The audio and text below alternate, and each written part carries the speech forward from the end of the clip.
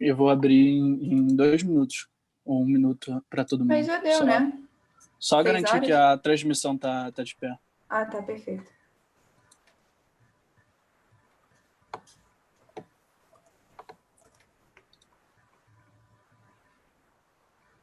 Vocês já mandaram uma mensagem para o waiting room? Hein, gente? Vocês mandaram uma mensagem para o pessoal que está esperando? Não, eu só vou autorizar. Eu vou falar, vamos abrir em 1 minuto.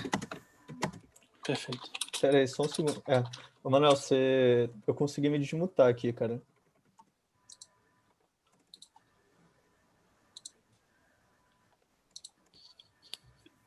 Tenta de novo.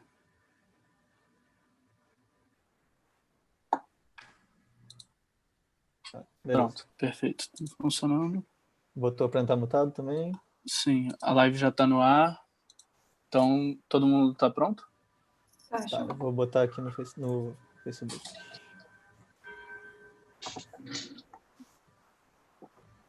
Vou autorizar então, tá, Maria? Uhum, perfeito.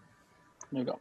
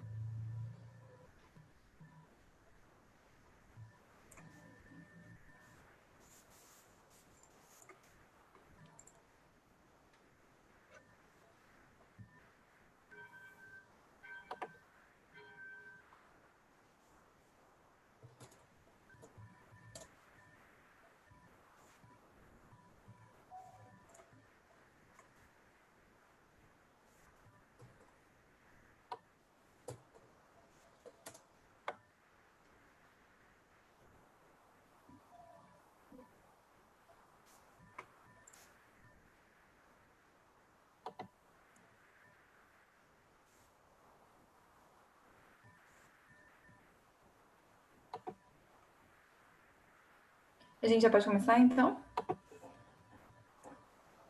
Certo?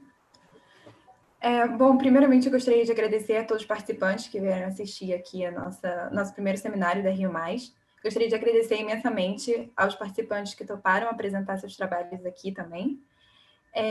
A gente gostaria de lembrar que a Rio+, é uma iniciativa partidária e a gente tem como propósito aproximar os jovens dos debates de políticas públicas e trazer esse debate de políticas públicas para a cidade do Rio de Janeiro. E uma das nossas iniciativas é exatamente esse seminário, que visa também aproximar um pouco dos trabalhos acadêmicos das possíveis políticas públicas que podem ser implementadas na nossa cidade. A gente vai começar com o Bruno Ottoni, mas primeiro a gente gostaria de falar um pouco sobre as regras da apresentação. Vão ser 25 minutos para cada palestrante. E depois a gente vai abrir 10 minutos para perguntas ao final de cada apresentação. Vocês podem fazer as perguntas tanto por chat, quanto vocês podem levantar a mão e a gente abrir o microfone. Se vocês tiverem uma dúvida mais pontual em relação a algo que vocês não entenderam da apresentação, durante elas vocês podem fazer por chat, e se a gente achar pertinente, a gente pode fazer uma leve interrupção para vocês perguntarem para o apresentador, certo? Então, a gente vai começar com o Bruno. O Bruno Ottoni é doutor pela PUC-Rio, professor da UERJ e pesquisador da AI-Dados. Muito obrigada, Bruno. Pode começar a apresentação. Olá, tudo bem? Todo mundo me ouve? Me ouve, né? Bom, queria agradecer aí pelo convite, né? É um prazer participar aqui da iniciativa. Agradecer também a todos que estão aqui assistindo a apresentação, o seminário. Bom, então minha apresentação vai ser sobre esse trabalho, né? Que é a presença do Estado e a violência urbana, evidência das favelas do Rio de Janeiro. Esse é um trabalho de 3 autores, né? O Cláudio Ferraz, que é professor da PUC-Rio e da Universidade de British Columbia, a Joana Monteiro, que é professora da FGV-BAP e do Ministério Público do Rio de Janeiro, e eu, Bruno Ottoni, que estou fazendo a apresentação, que sou pesquisador tempo integral de dados, professor da UERJ e pesquisador tempo parcial do FGV-IBRE. Ficou faltando aqui, do IBRE. Antes de eu começar, eu queria só fazer 2 comentários. Um positivo, digamos assim, uma má notícia e uma boa notícia. A má notícia é só que essa versão do paper, e até da apresentação aqui, é uma versão antiga, né? Eu comentei até com a Ana, quando ela me convidou, gentilmente me convidou para fazer a apresentação, que eu não vinha mexendo nesse paper há algum tempo, então que eu só teria uma versão um pouco mais antiga, com dados mais antigos, mas ela falou, não tem problema, pode apresentar mesmo assim. Então, tem essa, digamos assim, má notícia. A boa notícia é que a Joana Monteiro está retomando esse paper, ela está com algum tempo agora para trabalhar nisso, e se tudo correr bem, em breve teremos aí uma nova versão para ser divulgada, e quem sabe talvez uma nova apresentação com dados mais recentes, tá bom? Então, dito isso, vou entrar aqui na apresentação. Vou começar falando sobre um pouco da motivação desse trabalho, né? No fundo, a motivação é a seguinte, né? A gente sabe que conflito e violência, né, afetam desproporcionalmente países em desenvolvimento, né? Além disso, eles acabam gerando custos enormes, né, tanto monetários quanto não monetários, e esses custos e essa violência muitas vezes acabam incidindo principalmente sobre os cidadãos mais pobres, né? Além disso, existe uma característica um pouco específica dos países em desenvolvimento, da forma como a violência acontece nesses países, é que muitas vezes a violência tem níveis elevados, ela é perpetrada, efetuada por grupos não ligados ao Estado e fortemente armados, né? E que controlam partes relevantes do território desses países, né? Mas, diante disso, quer dizer, a despeito da gente ter essa violência sendo perpetrada em níveis assim, muito diferentes do que se encontra na maior parte do mundo, nesses países, a despeito desses grupos armados controlarem parte relevante do território desses países e produzirem custos enormes, especialmente sobre a população mais pobre, a gente sabe muito pouco sobre como controlar as ações desses grupos armados nesses territórios que eles controlam, tá certo? Então, essa basicamente é a motivação para o paper, é tentar entender um pouquinho melhor se é possível controlar esse tipo de ação e esse tipo de violência, né, esses grupos, e como, né? E qual é a literatura que está relacionada com esse trabalho? Bom, tem uma literatura grande que procura entender que tipos de políticas são bem-sucedidas em reduzir a violência, né? E aí tem um debate grande que acontece majoritariamente em contextos de países desenvolvidos, tem uma outra evidência para países em desenvolvimento, mas também em contextos distintos do analisado aqui, ou seja, o que existe de análise aqui nessa literatura para países em desenvolvimento é mais analisando presença policial em locais em que a polícia já está presente, em que o Estado já está presente, então seria um aumento do número de policiais em locais em que o Estado já está presente. No entanto, no nosso caso, o que a gente analisa é um pouco diferente dessa literatura, que está focada mais em países em desenvolvimento. Na verdade, a gente analisa num contexto de regiões onde não há polícia, onde não há presença do Estado. Será que é possível, nesses contextos, colocar polícia e, com isso, reduzir ou não, eventualmente, a violência, né? E, na verdade, isso é uma pergunta, né? A pergunta sobre a possibilidade de colocar a polícia num lugar, nesses locais não ocupados pelo Estado, né? E ver se isso reduz ou não o crime, isso é uma pergunta relevante porque, basicamente, são contextos distintos, né? As instituições normalmente são mais frágeis nesses países em desenvolvimento, principalmente nessas localidades, existe corrupção policial, e é possível que, nesses contextos, simplesmente colocar mais polícia ou colocar polícia quando ela não existe, produz efeitos distintos. Na verdade, até, por exemplo, aqui eu estou citando o paper da Adele, em que ela analisa um contexto do México, em que se colocou mais polícia, no caso o Exército, nas ruas em diversas localidades e municípios no México, e o efeito foi o inverso, né?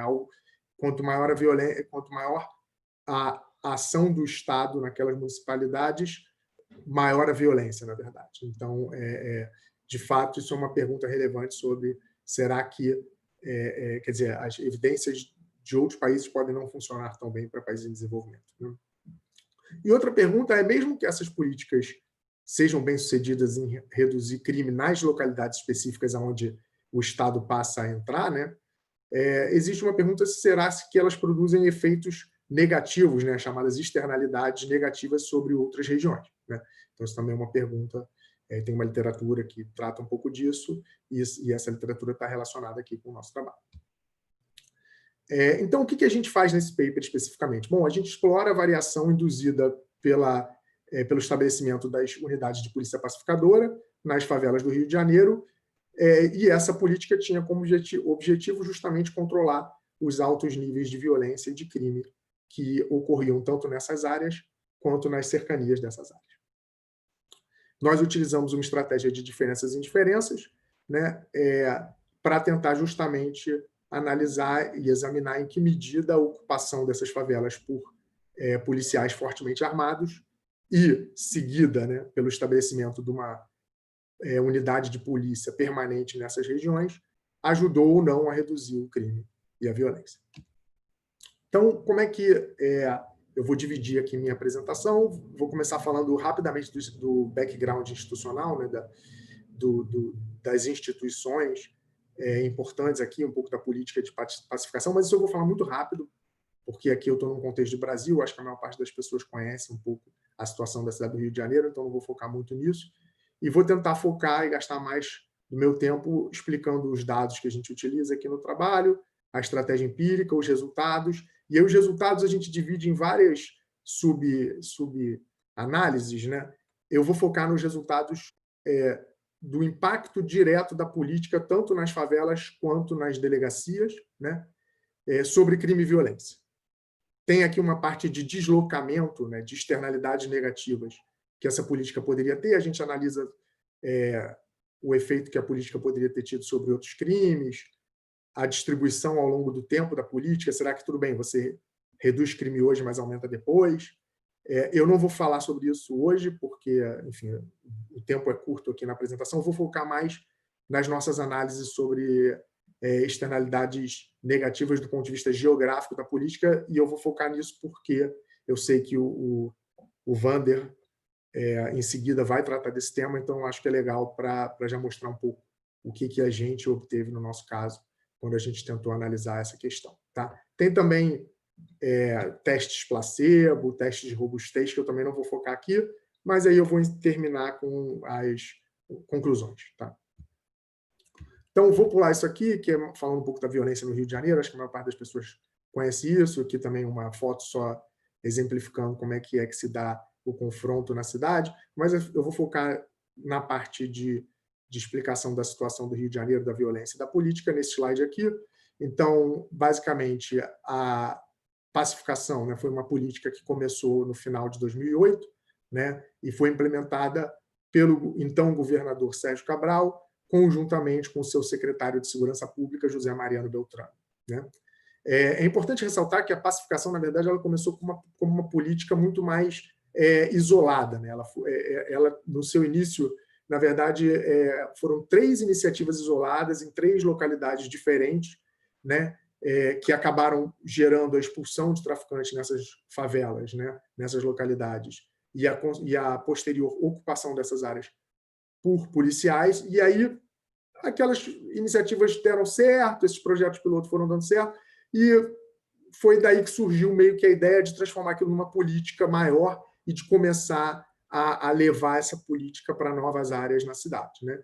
Então, na época do paper aqui, na época dessa apresentação, a política perfazia um total de 38 unidades de polícia pacificadora, né? Tinham, no Rio de Janeiro, chegou a ter nesse período aí 38 unidades de polícia pacificadora, que comandavam, né, um total de 216 favelas. Né?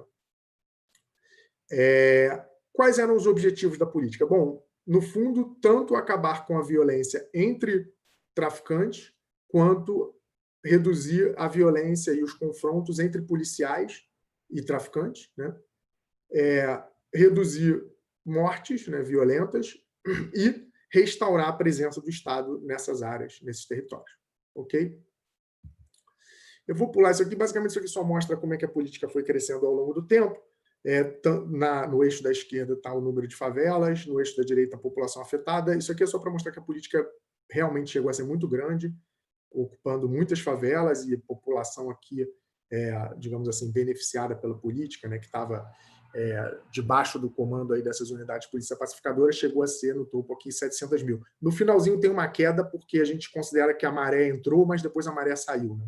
Porque teve um período que houve ocupação da maré, havia uma previsão de colocar uma UPP na maré, mas depois o Estado acabou desistindo disso, então por isso que tem essa quedazinha no final, tanto do número de favelas ocupadas quanto da população afetada pela política. Tá? Aqui é um mapa só mostrando a distribuição geográfica da política. O que é importante dizer aqui é que a política, ela, em geral, tinha um cunho estratégico de proteger a cidade, as áreas turísticas da cidade, principalmente visando os grandes eventos que iam acontecer na cidade naquela época, as Olimpíadas e a Copa do Mundo de 2014, Olimpíadas de 2016 e a Copa do Mundo de 2014. Né? Aqui eu vou pular, mais ou menos ela tinha 3 estágios, anúncio, ocupação e inauguração. Esses dados aqui eu acho que são interessantes da gente apresentar. Basicamente, aqui o que eu faço é 0, é o mês da ocupação, então eu empilho todas as favelas, todas as UPPs, eu tenho dado para todas essas UPPs que eu analiso, as 38, eu empilho todas elas e faço a média de várias variáveis. Então, no painel do topo à esquerda, eu mostro a média de apreensão de drogas, tá certo? Mês 0 é a data em que a UPP foi inaugurada, mês -1 é um mês antes da UPP ter sido inaugurada, mês -2, 2 meses antes, e assim sucessivamente. Mês 1 é um mês depois da UPP ter sido inaugurada, mês 2 é 2 meses depois da UPP ter sido inaugurada. Bom, o que a gente mostra aqui é basicamente que você vê que a apreensão de drogas ela flutua muito, né? Um dado que flutua, esses dados de crime costumam flutuar muito, mas você vê que ela está bem baixa pré-pacificação e depois da pacificação dá um salto. Né? No gráfico do topo à direita, a gente apresenta as apreensões de armas, e aqui no caso você vê que pré-pacificação tem muito ruído também, mas parece que tem mais apreensão de armas. Ao redor da pacificação dá um salto e aumenta muito a apreensão de armas, e depois ela cai e fica no nível abaixo do que ocorria anteriormente à pacificação. Né? Taxa de homicídio, você vê que também tem muito ruído, mas parece que era mais alto, né? A taxa de homicídio, desculpa, está no painel abaixo e à esquerda, né, desse gráfico aí. E você vê que era mais alto, é possível ver que era mais alto pré-ocupação e cai depois da ocupação. Taxa de... Aqui são os autos de resistência, né? São as mortes causadas pela polícia. Esse dado se encontra no painel abaixo e à direita, e a gente pode ver que existia, em média, um nível bem elevado de autos de resistência nessas localidades pré-ocupação, mas pós-ocupação esse número de autos de resistência cai bastante. Então, enfim, dito isso, vamos falar um pouco dos dados. A gente tem 3 bases de dados, tá, que a gente utiliza para esse trabalho. A gente tem dados de crime e violência, são dados mensais, para favelas. Tá? Esses dados de favelas são disponibilizados pelo Instituto de Segurança Pública, não sei se ainda são, eram disponibilizados pelo Instituto de Segurança Pública, na época que existia política, compreendia 38 favelas, e os dados começavam em janeiro de 2007 e iam até dezembro de 2015. Tá? A gente utiliza também dados da ONG Disque Denúncia, né? Que também, aqui a gente agrega esses dados no nível das favelas também, no mesmo nível dessas 38 favelas. Na verdade, 38 favelas está errado, são 38 UPPs e 216 favelas. Né? Então, são 38 UPPs, então a gente agrega esses dados do Disque Denúncia também nas mesmas 38 UPPs, e aqui a gente só tem uma variável desse dado, tá? Que é confrontos entre facções. Tá? E a gente adiciona esse dado para tentar ver se dados não oficiais refletem algo semelhante ao que a gente observa em dados oficiais. Então, por isso é que a gente adiciona os dados do Disque Denúncia quando a gente faz a análise do que está acontecendo ali, especificamente dentro das favelas. E, obviamente, o período que a gente analisa é o mesmo, desde janeiro de 2017 até dezembro de 2015. E a última base de dados que a gente utiliza são dados das polícias mesmo, das delegacias de polícia, são 136 delegacias de polícia no estado do Rio de Janeiro, e a gente tem dados para elas mensais desde janeiro de 2005 até dezembro de 2015. Então, você vê que os dados terminam no mesmo mês, dezembro de 2015, mas os dados das favelas começam antes, começam depois, né? Começam em janeiro de 2007, e os dados das delegacias começam antes, começam em janeiro de 2005. Essa é a estratégia empírica que a gente analisa, basicamente é um modelo de Poisson. A variável dependente é alguma variável de contagem, pode ser crime, pode ser contagem de produção policial também, né? E aí a gente tem um efeito fixo da unidade que a gente está analisando, lembrando que em algumas especificações a unidade de análise é a delegacia, em outras é a UPP, né? Então, o efeito fixo vai ser delegacia quando a gente tiver nos dados de delegacia, vai ser no nível da UPP quando a gente tiver nos dados de UPP. Tem um efeito fixo de tempo, que é esse beta-T, e aí tem tendências por delegacia, que aparecem nesse termo lambda J vezes T. Tem a nossa variável de interesse, que é a variável de tratamento, que é esse PJT, que basicamente a gente utiliza várias especificações para ela. A básica é uma dummy, que é 0 nos meses anteriores à pacificação e vira 1 a partir da pacificação e dali em diante, né? Para cada delegacia ou favela, ou UPP, né?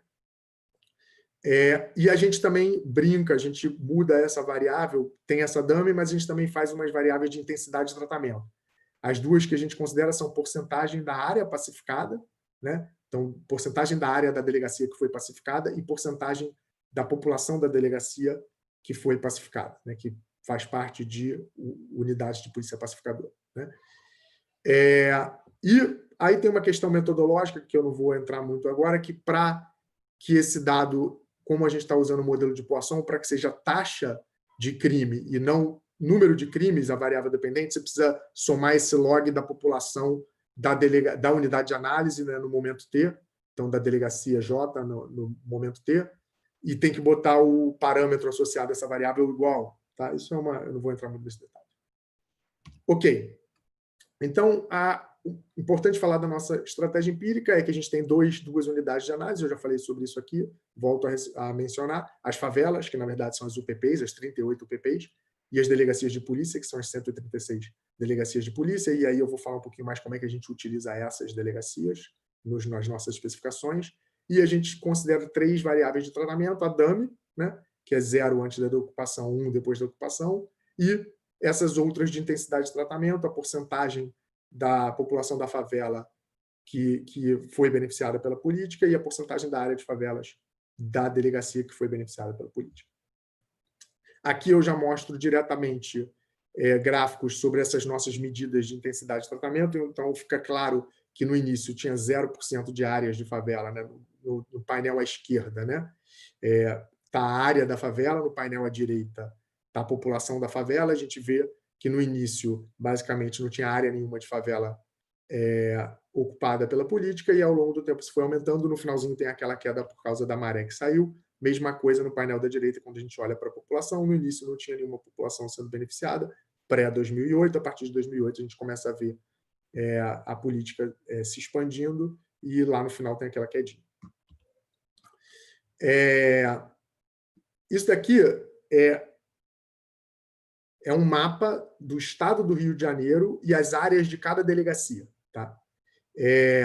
Por que eu estou mostrando esse mapa? Para explicar um pouquinho melhor como é que a gente explora os dados de delegacia nas nossas especificações. Tá? Então, as especificações de delegacia, uma pergunta importante para a gente responder é o que a gente vai usar como controle? Tá? Em quais delegacias a gente vai focar?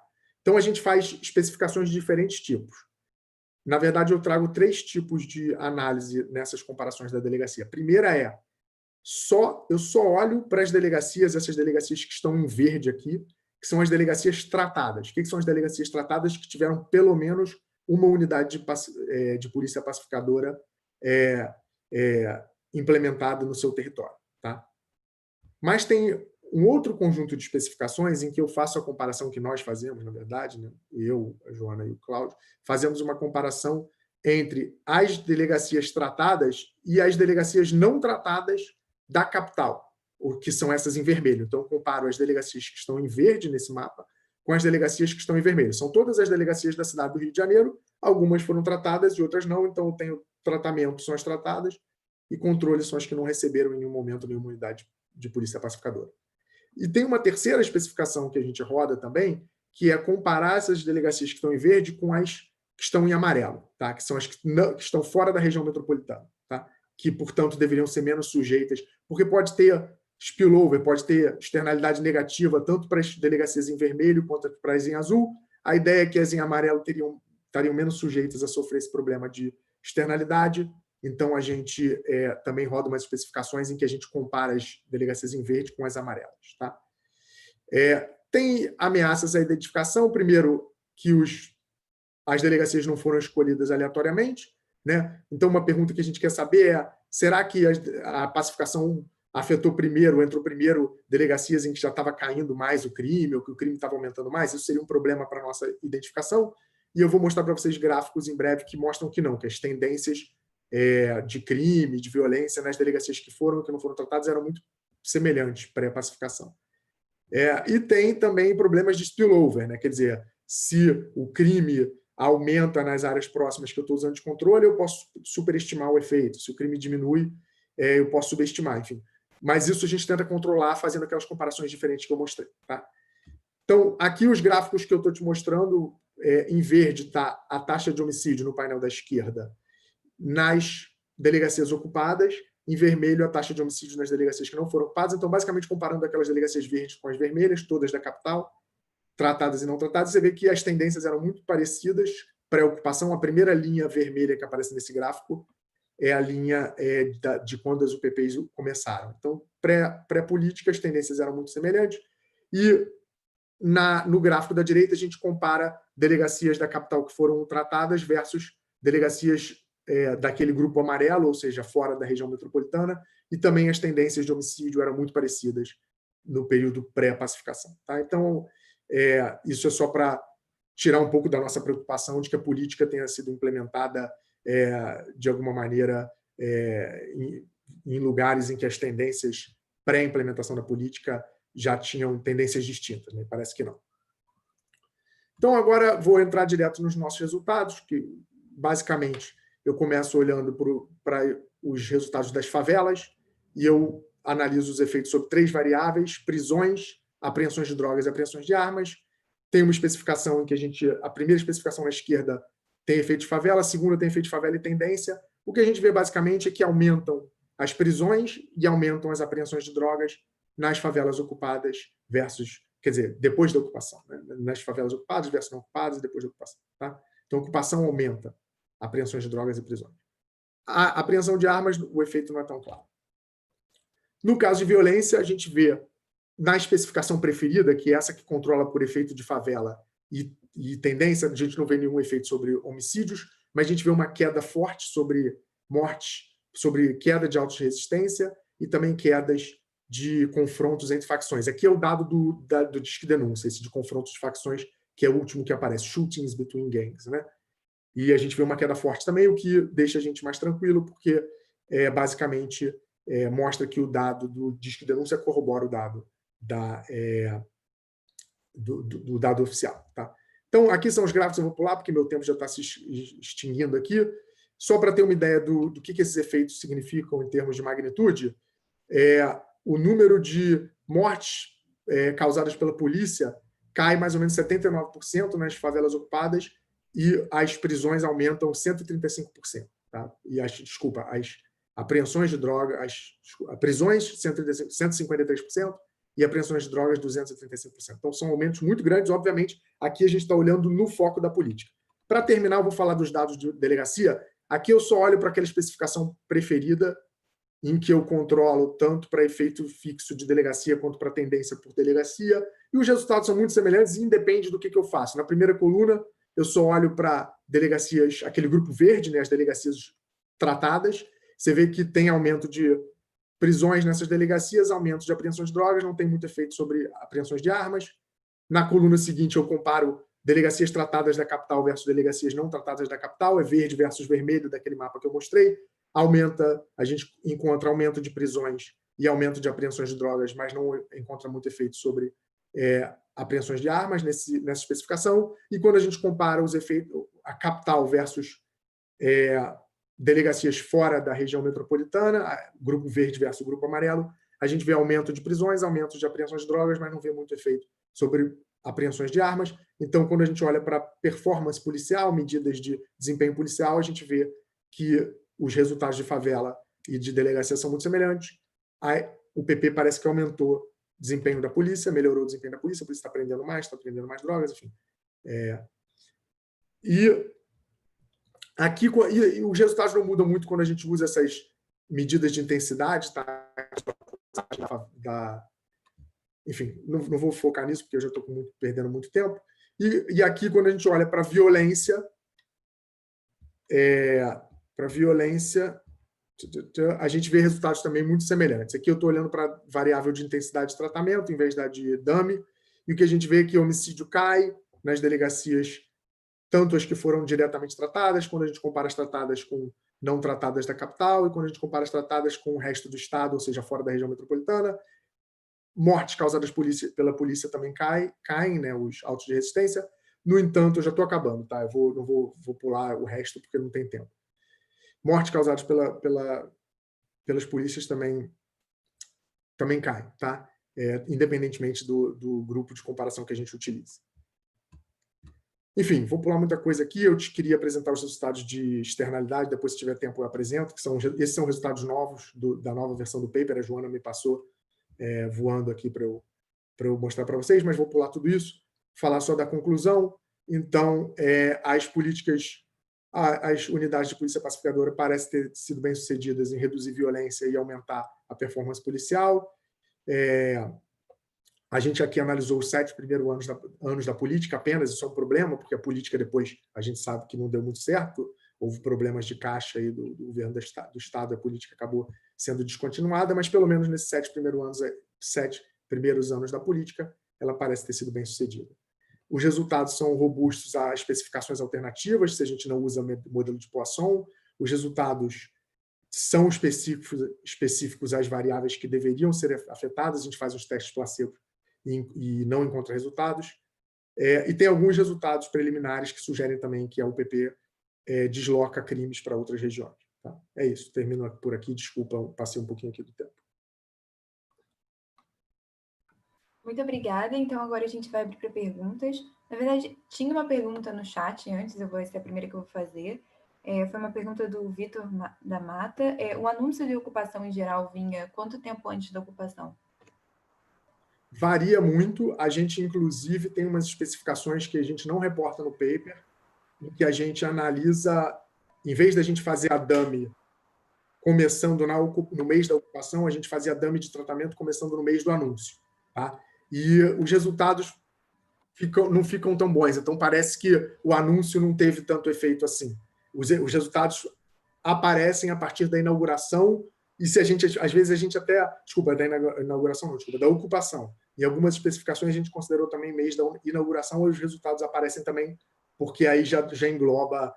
A inauguração, em geral, é posterior à ocupação. Então, o anúncio, em geral, anterior a ocupação, depois tem a ocupação, depois a inauguração. A partir da ocupação, a gente começa a ver efeitos. Perfeito. Mais uma que veio aqui para mim. Você acredita que a expansão desenfreada que aconteceu com as UPPs foi um dos motivos dela ter falhado? Acredita que isso possa ocorrer também com programas como Segurança Presente, que também tem sido grande expansão no atual governo? Como evitar isso? Olha, essa é uma pergunta muito boa. Eu acho que tem várias questões ligadas a essa expansão muito acelerada do programa que podem ter prejudicado o programa. Uma dimensão efetiva do programa, que é a questão de que o programa começou a ser levado para favelas muito grandes. Ele começou em favelas pequenas, ali ele se mostrou mais bem-sucedido, mas depois foram levar o programa para a Rocinha, para o Complexo do Alemão, para até a Maré, aqui que eu citei aqui também, enfim, para favelas muito maiores, com populações muito maiores, com territórios muito mais difíceis de serem policiados, né? E eu acho que isso, de certa maneira, assim, percepção anedótica, tá? A minha sensação é que o programa foi muito mais mal sucedido nessas comunidades maiores do que nas comunidades menores, né? Tanto que até a gente sabe que um dos casos que foi emblemático digamos assim, na derrocada da política foi o caso do Amarildo, que aconteceu na Rocinha, que é uma favela muito grande, né? Então, acho que isso é uma dimensão em que esse crescimento muito desenfreado prejudicou a política. Outra é a questão de caixa mesmo, né? A política começou a se tornar muito cara, porque começou a haver a necessidade de contratação de muitos policiais. Esses policiais eram contratados por concurso, viram funcionários públicos, você não consegue, né, depois, se a gente reduzir a política, a gente não tem para onde mandar esses indivíduos, enfim. Então, acho que isso acabou tornando a política muito cara e a gente sabe que, em parte, a descontinuidade da política teve relação com dificuldades de caixa mesmo, da situação fiscal do governo do Estado. Então, eu acho que isso também contribuiu para a descontinuidade da política. Perfeito. Veio mais uma aqui no chat, do Leonardo. Pode-se estabelecer uma relação entre as UPPs e a expansão das milícias? Olha, eu não cheguei a analisar essa questão, eu acho que essa é uma pergunta relevante a ser feita. Por exemplo, a gente sabe que as UPPs, apesar de elas não terem mirado grupos específicos, né, digamos assim, facções criminosas específicas, elas acabaram afetando mais o Comando Vermelho, né? Teve uma quantidade maior de comunidades do Comando Vermelho sendo invadida do que de outras facções. Então, isso pode ter enfraquecido o Comando Vermelho, e aí pode ter tornado mais fácil áreas do Comando Vermelho em outras localidades do Estado terem sido ocupadas por milicianos, enfim. Então, acho que tem uma dinâmica grande aí de crime que, por exemplo, a gente não chegou a analisar aqui no paper. Eu acho que, de certa maneira, o paper acaba sendo um pouco prejudicado pelo fato, não só o nosso paper, mas, em geral, qualquer paper de crime no contexto do Rio de Janeiro acaba sendo prejudicado pela pouca quantidade de dado que existe a respeito de facções, aonde elas estão, quais são as favelas que são dominadas por quais facções, quais são as favelas que são dominadas por quais milícias. A gente sabe que tem alguns dados estáticos desse tipo de distribuição do domínio territorial, né? Mas os dados deixam a desejar. Seria muito interessante se a gente tivesse dados dinâmicos a respeito disso, como é que vai evoluindo ao longo do tempo a ocupação dessas áreas, né? Quer dizer, agora é Comando Vermelho, mas aí o amigo dos amigos foi lá e dominou, enfim. E essa riqueza a gente acaba perdendo um pouco, porque realmente não tem muito dado sobre isso. E até relacionado com isso, veio uma pergunta aqui do José Henrique. Qual facção sofreu mais com a instalação da UPP? Foi considerada a diferença cultural das favelas? Como parte eu já respondi anteriormente, na resposta anterior, que acabou que o Comando Vermelho foi mais afetado, né? Principalmente no início. Depois teve algumas outras facções, mas o Comando Vermelho no início foi muito afetado. Amigo dos Amigos foi afetado não por ter sido afetado em várias favelas, mas perdeu a Rocinha, que era um centro comercial importante, enfim. Mas o Comando Vermelho no início foi mais afetado. No que tange essa questão das questões culturais, eu acredito que não. Assim, eu acho que a política foi muito desenhada da forma como eu coloquei na apresentação. Ela foi muito desenhada pensando nas áreas que eram importantes que fossem ocupadas para fins da realização dos eventos, dos grandes eventos que o Rio de Janeiro ia receber, Olimpíadas e Copa do Mundo. Então, acho que tinha uma preocupação grande em ocupar as favelas da região da Zona Norte, próximas ali ao aeroporto e às vias de acesso à cidade, e ocupar as favelas da Zona Sul, que é a região turística, onde a maior parte dos turistas certamente iria transitar durante esses eventos. Perfeito. Mais uma aqui do João Caetano. Vocês consideram efeitos sobre a criminalidade tendo em vista a heterogeneidade entre as próprias UPPs, por exemplo, entre recursos?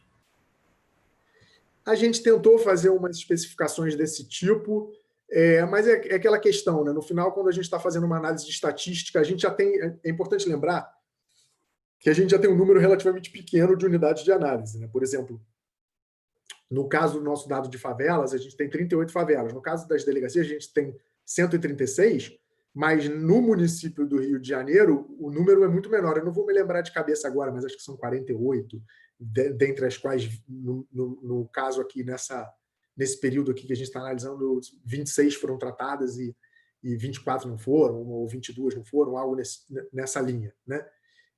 Então, nesse contexto, quebrar muito a amostra, com a amostra como um todo, a gente já tem essa limitação aí, da gente não ter um número tão grande de unidades de análise.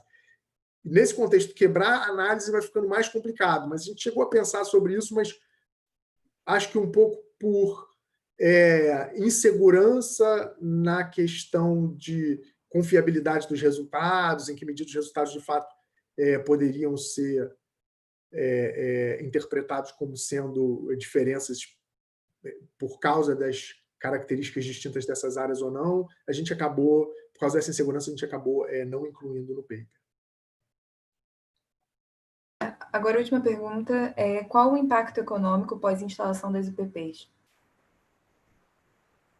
Olha, na verdade, houve uma discussão muito grande, né? Eu acho que o próprio Beltrame, né, ainda durante a expansão da política, já criticava muito o governo por ter ficado, muitas vezes, limitado à implementação só das unidades de polícia pacificadora. Ou seja, o governo ia lá, introduzia a polícia, vinha com uma promessa de que, posteriormente, traria outras dimensões do Estado para essas favelas, né? Mais investimento em educação, mais investimento em saneamento, mais investimento em urbanismo.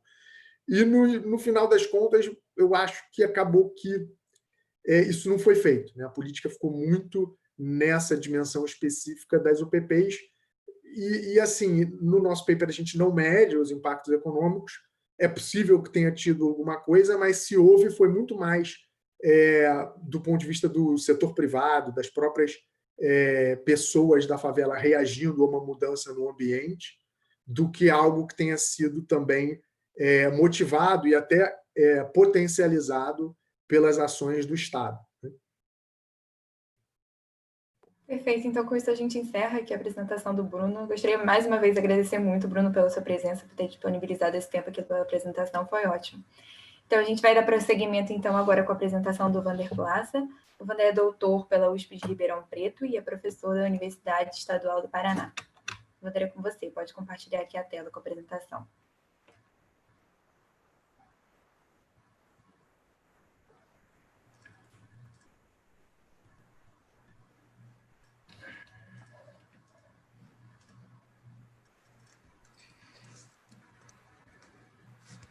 Olá, boa noite a todos. Estão me escutando normal? Dando para escutar normal? Tá bem.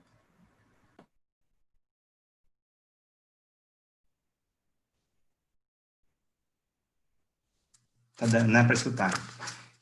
Então tá bom, gente. Meu nome é Wander, eu sou estudante lá eu ainda sou estudante do de Ribeirão Preto.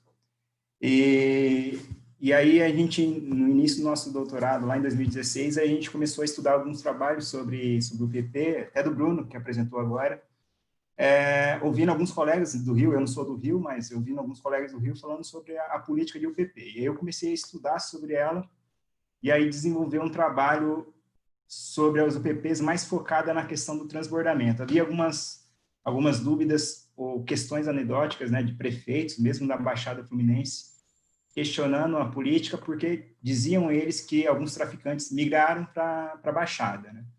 E aí a gente, baseado nessas evidências anedóticas, começamos a estudar. E eu, Wander, e o meu professor, meu orientador, Luiz Guilherme, a gente começou a fazer algum trabalho sobre isso e desenvolver minha tese em cima desse trabalho. Então, muitas das informações que eu vou passar aqui, o Bruno já falou, então vou tentar adiantar para chegar no foco do trabalho, tá? Então, a gente tem um problema claro de violência no Brasil. Nos últimos dados que a gente tem em 2017, a gente teve mais de 60 mil mortes só de homicídio. No Rio de Janeiro não é diferente, né? No Rio de Janeiro a gente tem problemas com a criminalidade, que principalmente é relacionada ao tráfico de drogas, gangues e hoje ainda mais com milícias, tá? Nos últimos dados que a gente tem aqui, a gente pode pegar dados até mais recentes do Instituto de Segurança Pública do Rio de Janeiro, mas se eu pegar os dados de 2016 a 2018, a gente tem lá na cidade do Rio de Janeiro mais de 4 mil homicídios, que dá em torno de 3,7 assassinatos por dia. Então, o problema de homicídio, violência no Rio de Janeiro é grande e não vem de hoje, né? Vem de algumas décadas, né? Na década de 90 era ainda até pior, tá? E aí, em 2008, já se discutia políticas para reduzir violência no Rio, antes de 2008, mas em 2008, por conta do Rio de Janeiro estar competindo para sediar tantas Olimpíadas de 2016 e ser um dos principais palcos da Copa do Mundo em 2014, havia uma pressão, as autoridades mesmo tinham essa pressão de apresentar políticas para reduzir a violência no Rio. Por quê? Porque ao demonstrar esse combate com a violência, o Rio de Janeiro poderia ser um bom candidato a receber esses Jogos Olímpicos, uma vez que eles atrairiam vários turistas para a cidade. Então, para ser um bom candidato, ele tinha que reduzir a violência. Então, o contexto das UPPs aparece nesse cenário, tá? Num cenário de violência mas com questões políticas bem fortes no combate à violência, por conta desse investimento que viria com a Copa do Mundo e com as Olimpíadas. Aí a gente, quando começamos a estudar, a gente já viu vários trabalhos sobre as UPPs, investigando a efetividade das UPPs. A gente tem um Pedro, lá da FGV, o Pedro Butelli, a gente tem um Bruno Vaz, também estudou, as 2 teses de doutorados deles estudaram isso. A gente tem um trabalho da Magalone, a gente tem algum relacionado o trabalho da professora Joana e do professor Rudy. Então, a gente tem alguns trabalhos que já analisam a efetividade das UPPs, né? E, em geral, esses trabalhos acham um decréscimo da violência, principalmente nas regiões que receberam as UPPs. Então, isso já é algo meio que a gente já tem encontrado resultados corroborando essa ideia, tá? O que a gente ainda não tem certeza, e é algo que a gente tem que analisar, é essa questão da evidência anedótica, né? Será que as UPPs, elas reduziram, se essa redução aconteceu, acompanhado por um aumento nas regiões vizinhas? Será que, por exemplo, a Baixada Fluminense foi impactada negativamente com as UPPs? Porque há muito jogo político, né? Um prefeito pode falar alguma coisa, mas a gente tem que testar e verificar. Esse trabalho é um trabalho que a gente ainda está desenvolvendo, então tem várias limitações, como o próprio Bruno apresentou. A questão dos dados no Rio não é algo...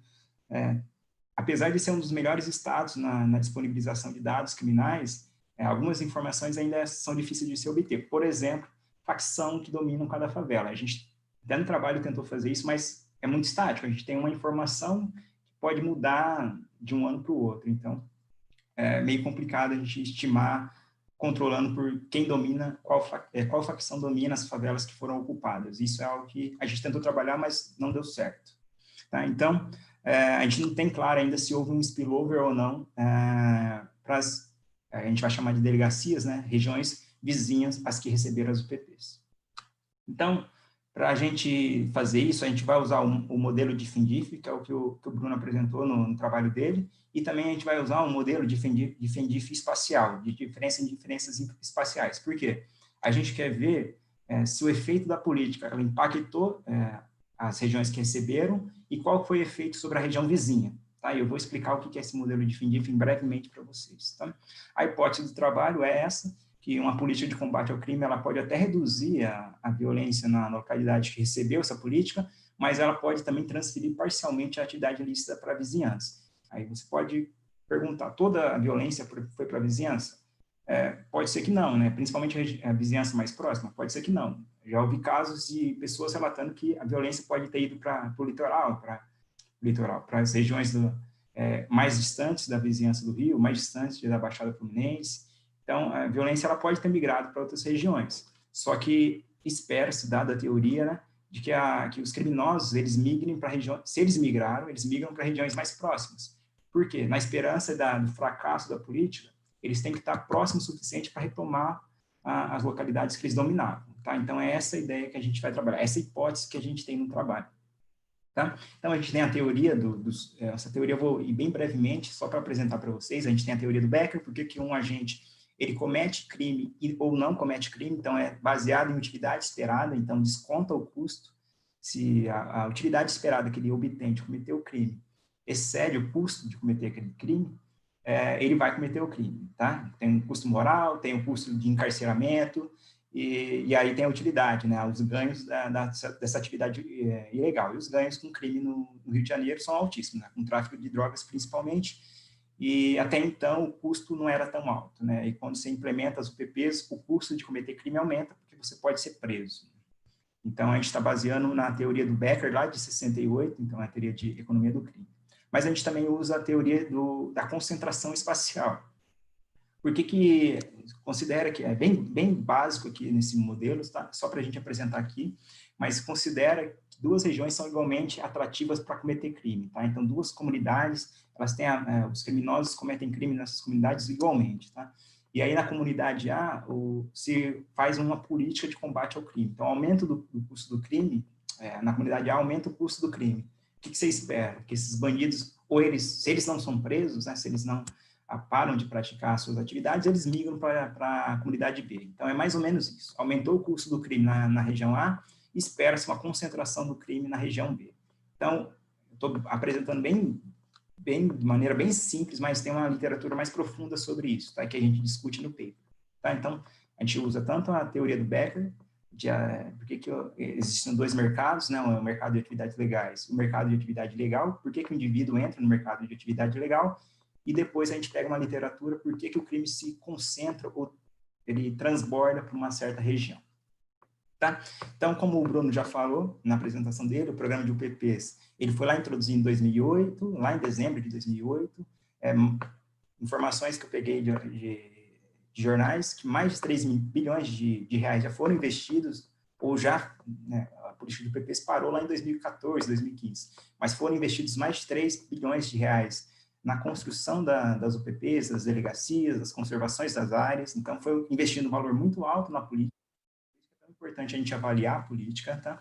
E o objetivo das UPPs, basicamente, era retomada das comunidades, né? Mostrar para as comunidades que estavam sem a presença do Estado, que o Estado existia, que ele retomaria o controle das UPPs, das comunidades. E o segundo objetivo, como eu apresentei na introdução, era mostrar lá para as autoridades que decidiriam se o Rio seria um bom candidato ou não para receber os jogos esportivos, que eles estavam comprometidos em reduzir a violência. Eu sempre falo que esse segundo objetivo parece mais claro para mim, dado que o Rio sempre experimentou violência alta, mesmo antes de 2008. Então, havia um forte apelo político para a questão das UPPs. Mais de 10 anos de política, né? Começou em 2008, já tem mais de 10 anos. 38 UPPs foram instalados, como o Bruno falou, da Maré tentou se instalar, mas desistiu, então tinham 38 UPPs, tá? Como que funcionava o processo? Avisava-se, né, era público a informação de que a determinada comunidade seria ocupada, tá? O Bruno falou que depende de qual comunidade a informação chegava antes ou depois. O que interessa é que a informação era pública. Por que isso interessa? Porque os criminosos, se existia como criminosos numa determinada favela, eles saberiam dessa informação, que a favela seria ocupada. Isso é importante, tá? Então, chegava lá as forças de operações especiais, o BOP, ou mesmo o Exército, entrava na comunidade ou entrava e enfrentava os criminosos que lá estavam, ou, na maioria das vezes, nem enfrentava, porque os criminosos saíam antes, tá? Então, entrava na comunidade e tomava o controle da comunidade. No segundo passo, seria instalado uma UPP. Então, a UPP eu vou mostrar para vocês rapidamente, vocês conhecem, mas eu sempre mostro isso, mas é um prédio ou mesmo um container em que existiria a presença de policiais 24 horas por dia, 7 dias por semana, então intensa presença policial. Isso é, o custo do crime aumentou naquela comunidade. Para um economista falando, o custo do crime aumentou, tá? E aí, idealmente falando, seria organizado no terceiro passo a UPP social, que foi algo no papel que nem sempre entrou em prática, tá? Então, a gente tem aqui o mapa do estado do Rio de Janeiro, a gente tem as áreas verdes, as áreas de controle de cada UPP, tá? Então, a gente consegue ver, nesse quadro maior à direita aqui, a gente tem a cidade, um foco na cidade do Rio de Janeiro, tá? A gente consegue ver que tem uma UPP fora da cidade do Rio, que se não me engano, é em Duque de Caxias, tá? Então, tem uma UPP fora da cidade do Rio, e as 37 UPPs que existiam até 2014, até 2015, eram na cidade do Rio, tá? A gente pode ver que grande parte dela está aqui no entorno do Maracanã, se você não é do Rio, mais perto aqui da região, perto aqui dessa borda aqui do centro, então perto do Maracanã tem várias UPPs, algumas no sul da cidade do Rio, e um grande bloco aqui no norte da cidade do Rio. A região norte é uma região mais pobre, tem comunidades bem grandes, favelas bem grandes, e aí, posteriormente, não foi no primeiro passo ocupar a região norte, tá? A região norte foi ocupada em 2012, 2010, por ali, tá? Não foram as primeiras comunidades ocupadas. Então, o PP, como eu falei para vocês, pode ser um prédio, né, uma construção aqui, ou pode ser um container. Geralmente é no pé do morro aqui, então eles constroem esse local, e aí teria intensa presença policial. Os policiais, geralmente, eu vi uma notícia sobre isso, seriam policiais novos, incorporados recentemente na corporação, para tentar reduzir a questão da corrupção policial, tá? Aqui eu tenho a evolução das UPPs, então, uma coisa que eu esqueci de falar, Quando eu for considerar o PP tratado, deixa eu voltar aqui rapidinho, essas áreas em branco aqui, são delegacias policiais. Então, na cidade do Rio tem várias áreas de delegacias policiais. Quando eu me referi à região tratada, eu estou me referindo à delegacia policial tratada. Então, uma vez que entrou uma UPP, uma área verde, numa área de delegacia policial, eu chamei essa área de delegacia policial de tratado. Então, por isso que quando eu vou mostrar a evolução da instalação de UPP na cidade do Rio, eu vou mostrar a evolução por DP, tá? Por delegacia policial. Então, você vai ver grandes áreas sendo tratadas aqui nesse mapa. Então, 2008 tem a primeira UPP, 2010 outras novas entrando na região sul, vai subindo para a região norte, subindo em 2012, 2013 tem mais, e 2014 finaliza os UPPs, tá bom? Então, você vê uma evolução meio que sentido da região norte da cidade do Rio, né? E aí, é nesse cenário que os prefeitos ali da região da Baixada, que é essa área azul aqui, começam a reclamar. Né? Então, a gente pegou dados de 2 fontes para estimar nossos modelos. Um foi do ISP, e a gente pegou de 2005 a 2015. Diferente do Bruno, a gente pegou por trimestre, para evitar essa inflação de zeros. Por isso que ele usou o modelo Poisson, a gente somou por trimestre para tentar diminuir as ocorrências de zero. Tá? A gente também usou a população, dados de população por delegacia policial do Instituto de Segurança Pública do Rio, e algumas informações do IBGE, por exemplo, população em favela. O IBGE tem uma informação sobre população de favela que a gente usa como controle. Tá? Então, a gente tem 4 variáveis dependentes, a gente testou sobre essas 4, homicídio, letalidade e violência, que é a soma de homicídio doloso, morte por confronto policial, latrocínio e lesão corporal seguida de morte. Então, é um grupo maior que o homicídio. Tá? E a gente também tem roubo de carro, um crime de propriedade. Por que a gente só pegou esses 3? Porque o problema que existe não só no Rio, como no Brasil, é a subnotificação. Acontece o crime, a pessoa não relata para a polícia. Se não relata, a gente não sabe se de fato o crime aconteceu ou não. Roubo de carro, subnotificação é menor, porque tem seguro de carro. A maioria das pessoas que tem seguro de carro tem que relatar para a polícia o roubo do carro, porque senão não recebe seguro. Então, a subnotificação de roubo de carro é menor, letalidade e homicídio doloso nem se fala, porque tem um corpo. Então, a subnotificação é menor. Por que você pegou mortes no trânsito, Wander? Porque eu vou querer fazer um teste numa ocorrência placebo. Morte no trânsito não tem relação com a violência, espera-se, tá? Que não tem relação com a violência. Logo, eu vou usar essa ocorrência para ver se o impacto que eu achar, ele é um impacto geral ou sobre ocorrências relacionadas a crime, que é o que eu imagino, tá? Vamos para o modelo rapidinho para a gente chegar nos nossos resultados. Então, a gente vai usar tanto o modelo de diferença e diferenças, que o Bruno já apresentou, tá? A gente vai controlar por efeito fixo de tempo, efeito fixo de DP, né, delegacia policial. A gente também vai ter alguns controles, como eu falei, população vivendo em favelas em cada distrito policial. A gente vai ter também nossa variável de interesse. Nas tabelas de resultado, eu só vou apresentar minhas tabelas, meu coeficiente de interesse, que é o delta aqui nessa regressão. Tá? Então, o D aqui, a minha variável D, é uma dummy. 1 para aquelas delegacias policiais que receberam as UPPs após o recebimento das UPPs, tá bom? Então, é a minha variável de interesse. Mas não só isso, né? Como eu falei para vocês, eu vou tentar ver o impacto de spillover. Então, porque o diff and diff as pessoas já fizeram, o Bruno mesmo já fez.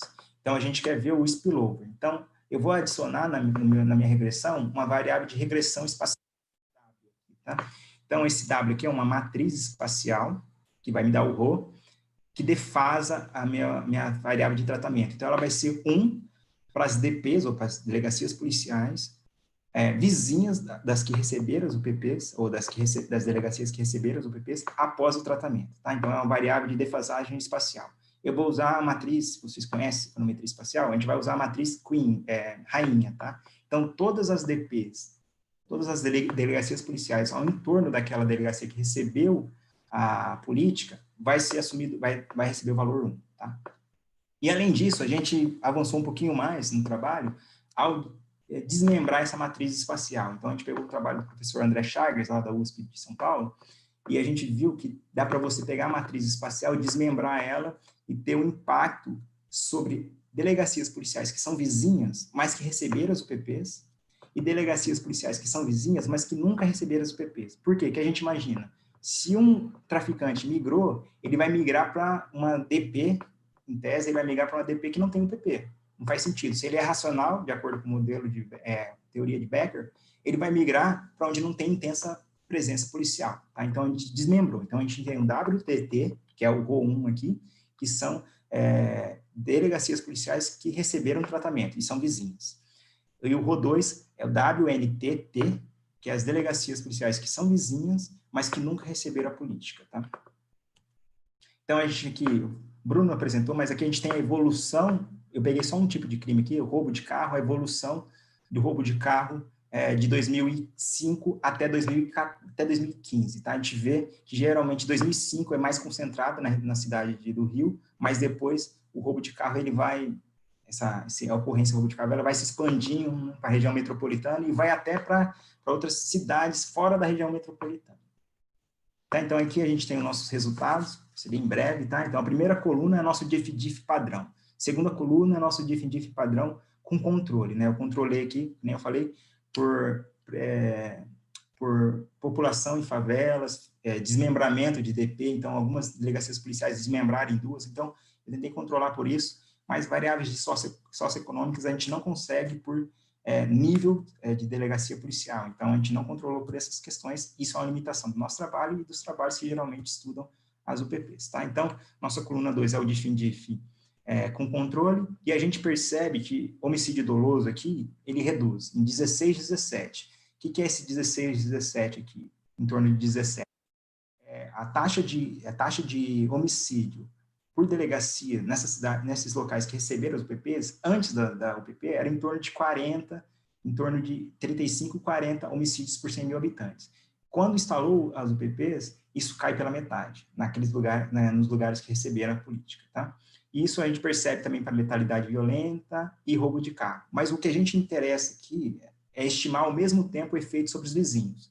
Então, quando a gente pega e estima por vizinhos, a gente vê uma redução, né? A terceira coluna e a quarta coluna são um modelo espacial. Então, a gente vê uma redução de 18, 19 homicídios por 100 mil habitantes no quadrimestre, mais um aumento nos vizinhos em torno de 7,75, 7,84. Tá? Isso para homicídio. Para letalidade violenta, a gente vê o mesmo efeito positivo e significativo. Para roubo de carro, a gente vê o mesmo efeito positivo e significativo. Então, a gente vê uma redução nos locais que receberam a política, tá? Uma redução que normalmente a literatura encontra, né? Alguns trabalhos menos, outros mais, mas uma redução que normalmente os trabalhos encontram, mas a gente vê um positivo sobre os vizinhos. Tá? E aqui eu estou usando como data de início da política a instalação das UPPs. Fala, Wander, mas o efeito pode ter vindo antes. Aí a gente faz uma especificação utilizando a ocupação das UPPs. Então, a ocupação aconteceu, a instalação das UPPs pode ter acontecido um quadrimestre antes, até um quadrimestre depois, ou até um ano depois, tá? E o nosso placebo aqui, que as mortes no trânsito não teve efeito, tá? Como esperado. Então, é só um teste de robustez para ver se a gente está encontrando, de fato, o impacto das UPPs sobre criminalidade. Aqui a gente faz por ocupação, e basicamente a gente encontra os resultados similares, tá? Redução nos locais, nas delegacias policiais que receberam a política, mas um aumento nos vizinhos, tá? Tem caso que o aumento no vizinho chega a ser similar à redução do caso, tá? Então é o caso aqui do roubo de carro. Roubo de carro, ele reduz aqui em 61, 62 ocorrências por 100 mil habitantes em ocupação. Então reduziu, só que no vizinho ele tem levemente um valor superior. Então, o que a gente pode imaginar?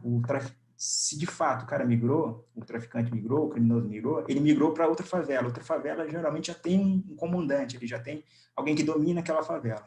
Ou ele entra em conflito com esse comandante da favela vizinha, ou ele procura uma outra atividade ilícita para continuar recebendo os mesmos recursos que ele recebia ilícitos como antes. Então, a gente pode imaginar que esse cara migrou, inicialmente ele falou assim, não vou traficar porque já tem um traficante, mas eu posso roubar carro. Então, ele muda a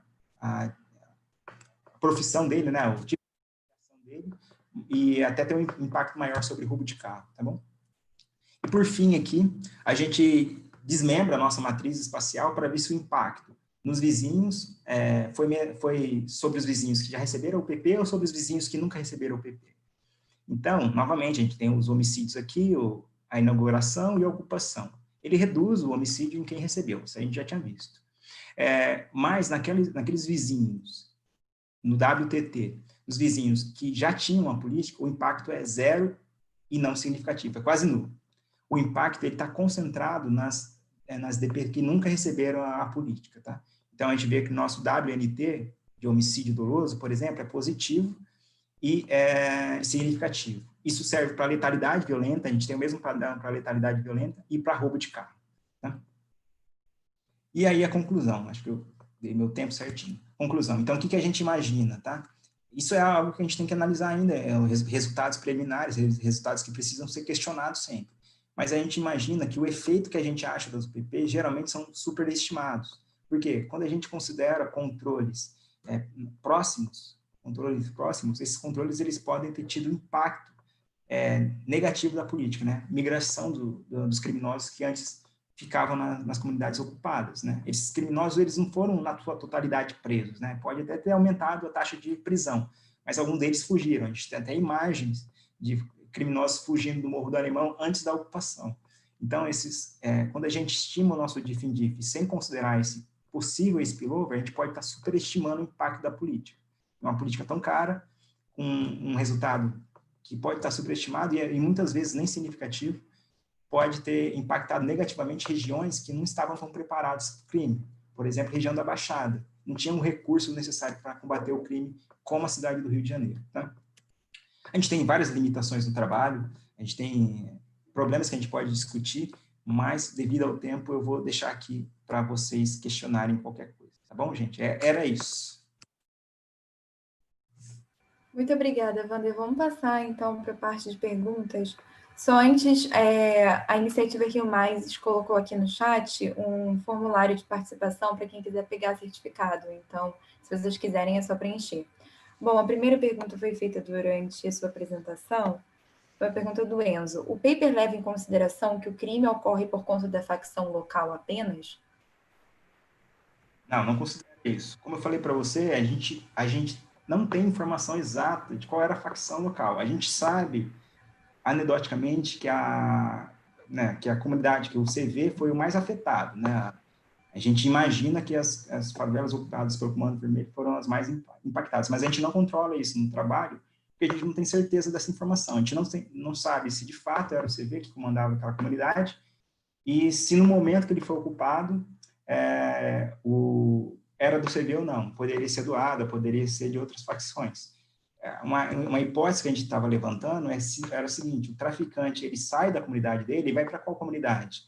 Geralmente ele vai para uma comunidade parceira, né? Até se estabelecer e procurar uma outra comunidade.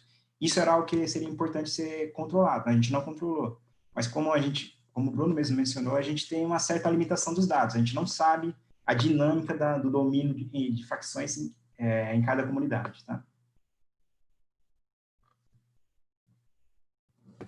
Opa, não estava desmutada. Uma pergunta que eu recebi aqui do João.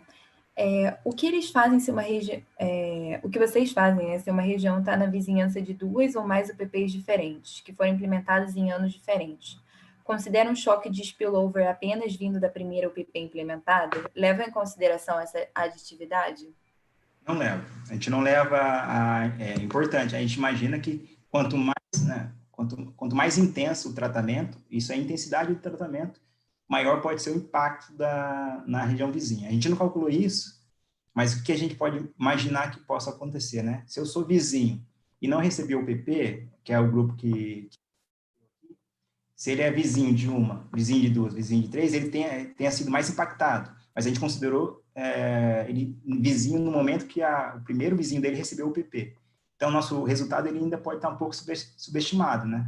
Imaginando que se mais vizinhos dele receberam o PP, mais se espera que ele receba, né, em tese, tá? Traficantes. Então, não consideramos isso, mas é uma subestimação do nosso resultado, né? Se o nosso resultado encontrou positivo, se espera que encontre ainda mais positivo se a gente aumenta a intensidade. Uma pergunta aqui do José Henrique. O efeito de transbordamento não deveria ser medido pela busca de receitas que caíram nas localidades ocupadas pelas UPPs?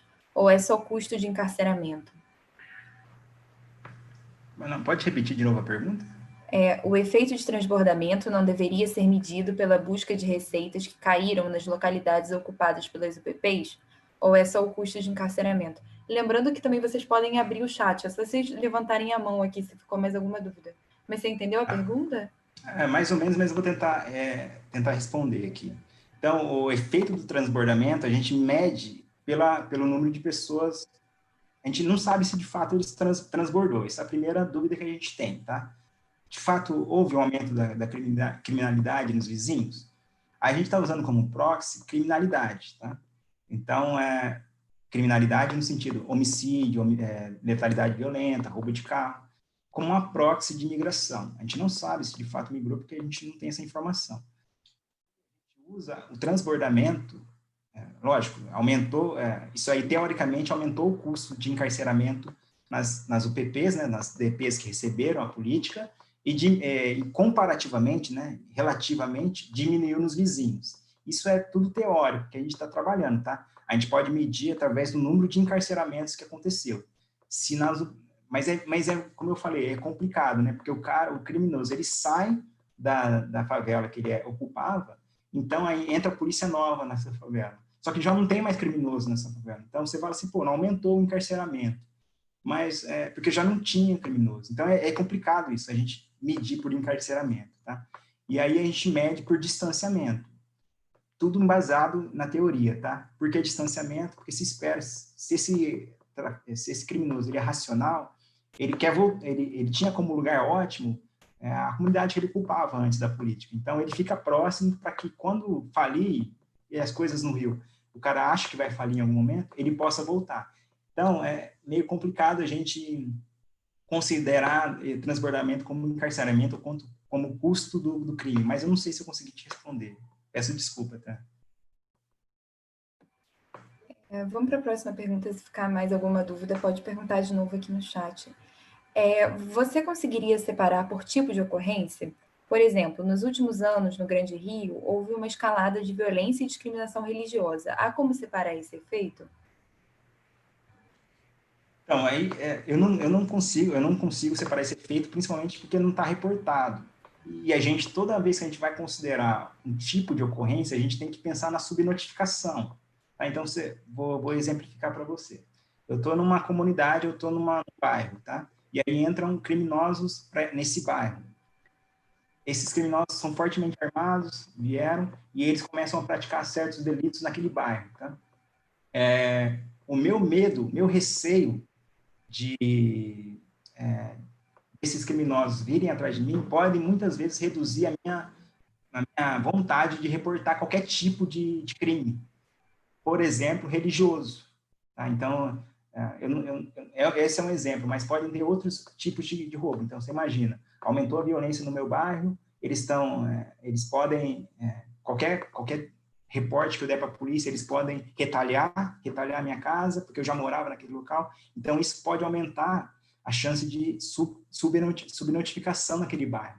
A gente até tem que tomar esse cuidado. Nas UPPs, o que você espera? Os criminosos saíram de lá, então diminui a subnotificação. Por que diminui a subnotificação de determinados crimes?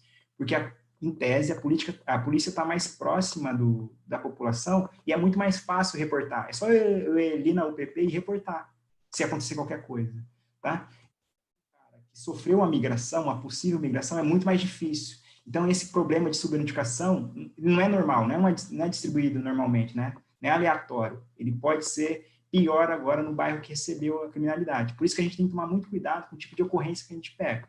Por isso que quando eu peguei a ocorrência, eu só peguei 4, né? Peguei letalidade e roubo de carro, porque são ocorrências com pouca subnotificação. Seguindo aqui, acho que essa foi mais uma sugestão. Um fato anedótico que poderia ser testado é a mudança do perfil de crimes. Por exemplo, redução de confrontos armados nas favelas, porém aumento de furto nas vizinhanças. Pode mesmo. O furto a gente tem que tomar cuidado com a subnotificação também, mas poderia, por exemplo, que nem eu falei para vocês, parece que o perfil de crime muda mesmo, né? A gente tem mais roubo de carro até nas vizinhanças, né? A gente tem um aumento de roubo de carro, então talvez o perfil de ocorrência nos vizinhos possa estar mudando, tá? Isso pode acontecer mesmo. Mas que nem eu falei, tem que tomar cuidado da subnotificação para analisar esse perfil. O ISP, né, o Instituto de Segurança Pública do Rio, ele tem muita ocorrência, tem várias ocorrências que podem ser analisadas, sempre com cuidado de pensar se essa ocorrência ela sofre do problema de subnotificação, mas obrigado pela sugestão. Próxima do João Pedro. Esse aumento de criminalidade nas comunidades vizinhas persiste ao longo do tempo ou o efeito de spillover permanece constante? A gente não testou isso, mas é algo que deve ser testado, né? Como eu falei, a gente parou em 2015, mas o legal seria ver que a gente até ficava teorizando na cabeça, mas não colocava no papel, porque é difícil colocar no papel. Mas o que pode acontecer? Imagina que esse spillover de fato aconteceu, tá? A criminalidade na Baixada não era tão organizada antes, tá? Então, esse cara migra para a Baixada, um exemplo é Baixada, tá? Mas pode ser até mesmo a região norte do Rio.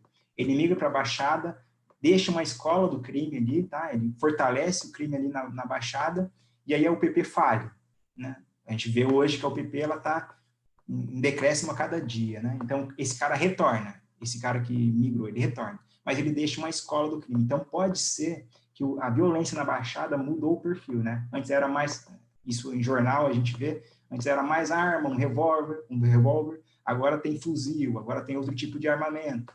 Então, esse tipo de crime pode até ter aumentado no geral depois, né? Quando a gente vê que, se de fato a política do PP, ela volta, né? O crime reduz inicialmente, mas volta depois, e nas vizinhas continua grande, quer dizer que no final, né, no longo prazo, que a gente gosta de falar, economista gosta de falar, o crime ele pode ter aumentado no geral. Então, a política pode ter causado algo não esperado por ela, tá? Mas a gente não testou isso. Mas é interessante testar sim. Obrigado. Agora do Leonardo. No geral, portanto, dado o investimento realizado, é possível concluir que o método das UPPs é eficiente no combate à criminalidade ou ele apenas atenua o problema? Então, a gente vai ter que analisar. Primeiro, você tem que fazer uma análise de custo e benefício, que é o que a gente não faz no trabalho. Isso a gente faz bastante em avaliação de políticas públicas, tá? Será que o custo de redução da criminalidade que aconteceu compensou o valor investido? Isso é algo que a gente pode perguntar. Isso em matéria de avaliação a gente faz bastante, tá? O problema é que eu estou questionando se houve uma redução. Essa é a questão. E qual o grau dessa redução, tá? Então, se uma pessoa viu lá, reduziu o custo, não compensou, o meu paper vai ainda pior, né? Ele não só ele reduziu menos do que esperado, né? Os trabalhos, eles superestimaram o impacto da UPP. Então, se já não compensava antes, imagina agora com esse spillover, tá? Então, mas é algo que a gente pode fazer depois, uma avaliação de que se o efeito líquido da UPP, se de fato esse efeito líquido foi negativo, e se ele foi negativo, comparar com o investimento, tá? Aquele investimento que eu coloquei lá, de mais de 3 bilhões. Será que esse investimento compensou a redução líquida da criminalidade no Rio? É algo a se questionar. Mas se esse crime no longo prazo, essa violência no longo prazo aumentou, aí não tem nada a se questionar, né? A política, na verdade, foi falha invertendo o processo. Mas com cuidado, tá? Eu não estou falando que aumentou o crime no Rio de Janeiro, estou falando que um spillover, um possível efeito da política pode ser esse. Então, é algo que a gente tem que tomar cuidado ao desenhar uma política pública. Outra pergunta aqui do José Henrique. Como medir a aceitação dos moradores das favelas que receberam as UPPs? Parece que ocorreu um choque cultural. Exemplo, a UPP não permitir festas, bailes, etc. Isso não causou um desgaste com a população local e contribuiu para a falência das UPPs? Aí ele está comentando aqui, pouco se fala da perspectiva dos moradores. Pode ser sim, pode ser. Então, como que você capta isso, tá? Para você captar isso, você tem que ir por questionário. E você tem que tomar o cuidado, sempre na hora que você for desenhar um questionário, como pesquisador, você tem que ir até a comunidade perguntar, porque isso não vai ter em nenhum lugar. Ou mesmo fazer que nem um disque denúncia, né? Você pode ligar para as pessoas dentro da comunidade e fazer questionários, né? E levantar essa questão. Será que a presença dos policiais mudou culturalmente a questão da favela? Tá? Essa mesma questão dos bailes, será que isso contribuiu? Pode ser que sim, tá? A falência pode ser eles não se bateram, né? Polícia e comunidade normalmente tem conflito. Então, pode ser sim, mas é algo que a gente tem que questionar, é algo que a gente tem que fazer um questionário e ir até a comunidade, que custa dinheiro, custa tempo, e fazer. Não tem essa informação, tá? Se de fato a comunidade... Você pode perguntar para um morador, para outro, mas seria interessante fazer um questionário mais abrangente. Principalmente tomando cuidado se esse morador ele é identificado ou não. Por quê? Porque se ele sabe que o nome dele vai estar lá, ele pode mudar a resposta dele. Então, sempre na hora que você for desenhar um questionário, você pensar na questão da privacidade da pessoa que está respondendo, deixar isso claro, falar para ele qual que é a sua opinião e deixar claro que ele não vai ser identificado para ver se de fato isso aconteceu. Mas pode ter acontecido sim. Bom, a gente vai encerrar então por aqui agora. Eu gostaria de agradecer muito a sua presença, ótima apresentação. Fazer alguns anúncios com relação à iniciativa Rio Mais, para quem ainda não nos segue nas redes sociais. Hoje a gente vai lançar o vídeo institucional também, para todos aqueles que quiserem contribuir com os textos para a nossa iniciativa, podem entrar em contato com a gente. Inclusive, a iniciativa Rio Mais deixou aqui no chat um link, caso vocês quiserem se inscrever para enviarem textos. Queria lembrar que semana que vem, terça-feira, só que agora, 4 horas da tarde, a gente vai ter a apresentação do Vinícius Peçanha e do Vitor Pereira, também avaliando políticas aqui no Rio de Janeiro. E, de novo, gostaria de agradecer a presença de todos vocês. E é isso. Muito obrigada. Obrigado, gente. Até mais. Tchau, tchau.